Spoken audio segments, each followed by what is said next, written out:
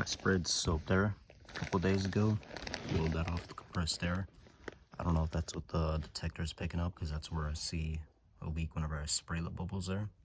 Especially after I shut the system off, the bubbles just go crazy. But I hear a little noise from it.